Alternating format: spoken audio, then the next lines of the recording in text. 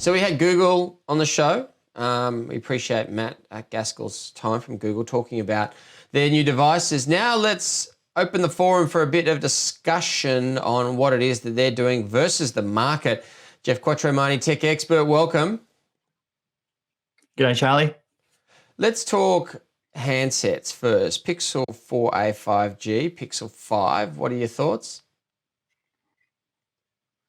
Look, I think we're actually becoming spoiled for choice when it comes to Google devices now. We've got the 4A, the 4A with 5G, and we've got the Pixel 5. And when we think about the different levels that we have in essentially upgrades along the way, you would almost think that the Pixel 5 is going to be well over $1,000. But here we are with a device that's going to cost you $999. And it's a flagship phone. And I think, I've been using it for a little while now. Reviews are still under embargo, but if you look at the spec sheet, you would say you're getting a flagship device for less than $1,000.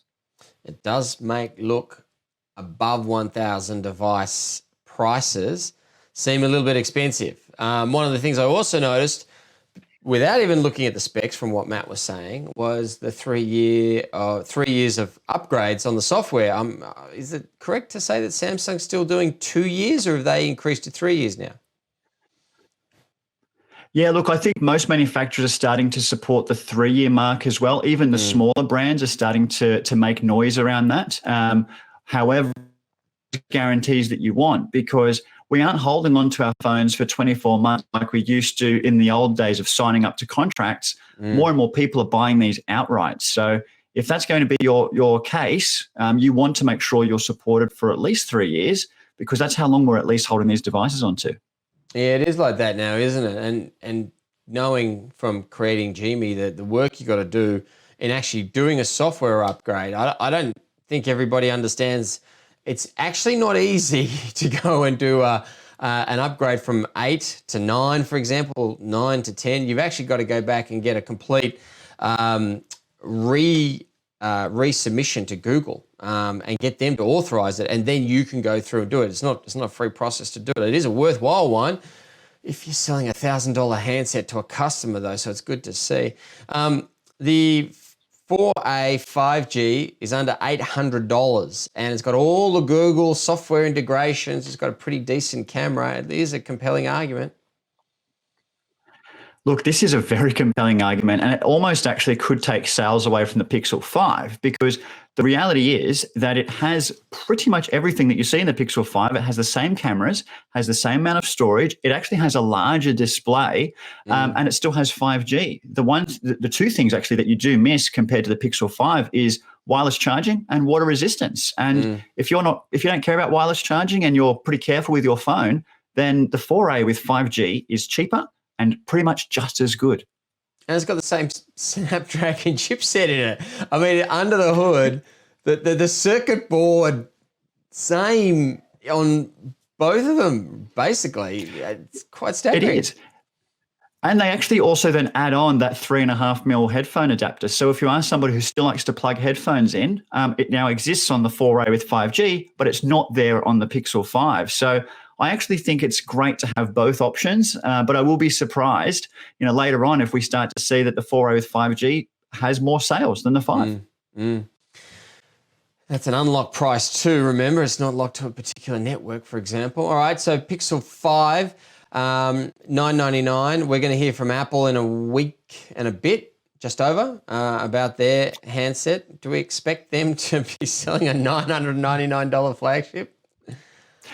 No, I don't think we'll see a $999 phone from Apple that sits in the flagship point of view. I know that they sell, their SE at $749, but you are looking at a phone that essentially looks like it is 4 years old already. So when Apple do take the stage next week, I think we'll see phones above $1,200. I think we'll see a phone that cracks the $2,000 mark, especially when you think of the iPhone 12 Pro Max 5G. I'm sure they'll call it something like that. Expect that one to be around $2,000 at least. I'll tell you, never have I looked more confused when I saw somebody sitting there telling me about how they didn't have any money, yet they had the most expensive iPhone in their pocket. The Chromecast now has a remote control. Look, very simple feature add-on, but a very good one. This is massive. Now, out of everything that Google announced, I think I'm most excited about the new Chromecast because I've got a Chromecast in the house, but it's on a TV where I know I need to use my smartphone to control it. I wouldn't give one of these to my parents because it is that extra level of complexity, whereas the new Chromecast has its own user interface. So it's just like an Apple TV that you plug it in, you've got a remote control, you can go through your streaming applications, whether it's Netflix, Amazon Prime, and others, and watch whatever you like. They've added the Google Assistant as well, so you can simply just talk to the remote and ask what you want to watch and not even worry about what streaming platform it sits on. It will just start playing. So if Google wanted to take a swing at the Apple TV, I think they've done it, and at half the price of an existing Apple TV. $99. The thing about it is as well, and I mean, I mentioned this in the question to Matt, your experience on the Chromecast was partly in line with the smart device that you were using to connect to it. Now, obviously, it streams from the server to the Chromecast and all that kind of stuff, but it was the gateway to the experience. And I know that customers would think if, I've got a $99 phone or a $200 phone, I won't get that good a Chromecast experience. Where you're putting the smart device into just a separate silo completely now. You don't even need it.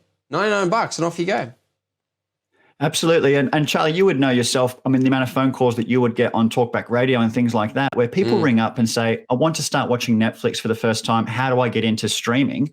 And the Chromecast used to be the cheapest offering, but actually the hardest to explain on how to use. And a lot of times you default to the Apple TV, whereas now you can say, well, for $99, you're going to get 4K streaming because it is a supported device. You've got an easy to use remote control.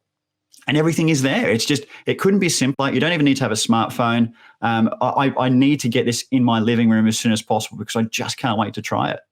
Yeah, a lot of people don't realize that when Stan launched, I might be speaking a bit out of school here, I mean, we sat there for hours working out how best to explain streaming from your smart device to a Google Chromecast so that people could get Stan onto their TV, right? I mean, it was that process of, okay, how do we methodically and easily explain this to people so they can understand it using television where we can show it to people? It took forever. So this will take a lot of that anxiety from people who aren't tech savvy and get them into streaming. And it's a good thing. All right, we won't talk about the Nest today. We'll say that for another day. But Pixel 4a, again, $799. That's the 5G one. $999 for the Pixel 5, and Google Chromecast comes in at $99. Worth the upgrade, in my view, if you've even got a Chromecast today. Jeff Quattromani, good to chat to you. We'll speak to you again next week. Thank you, Charlie.